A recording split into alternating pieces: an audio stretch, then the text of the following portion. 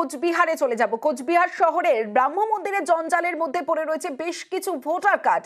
লোকসভা ভোটের আগে এই ঘটনায় রীতিমতো চাঞ্চল্য ছড়িয়েছে। 30 থেকে 40টি ভোটার কার্ড পড়ে রয়েছে কোচবিহার শহরের ব্রাহ্ম মন্দিরের জঞ্জালের মধ্যে পড়ে রয়েছে বেশ কিছু ভোটার কার্ড। যে ছবি আপনারা দেখতে পাচ্ছেন, জঞ্জালে পড়ে ভোটার কার্ড। 30-40টি ভোটার কার্ড পড়ে রয়েছে। স্থানীয় বাসিন্দারা খবর দিয়েছে পুলিশকে এবং সামনেই লোকসভা নির্বাচনের আগে এই ভোটার কার্ডগুলি কোথা থেকে আসলো এবং আরো একটা প্রশ্ন উঠে আসছে, কারণ এই ভোটার কার্ডগুলো আসল ভোটার কার্ড না নকল ভোটার কার্ড, এই প্রশ্নটাও কিন্তু উঠছে।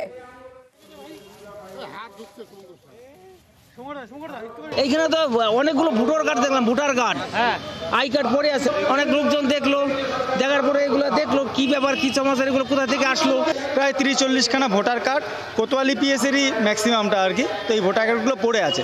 তো ভোটের মুখে এরকম আগামী 19 তারিখ ভোট, তার আগে ভোটার কার্ড এরকম পড়ে আছে। এই ভোটার কার্ডগুলো এখানে কিভাবে পড়লো এবং ওটা কার, এটা তদন্ত হোক।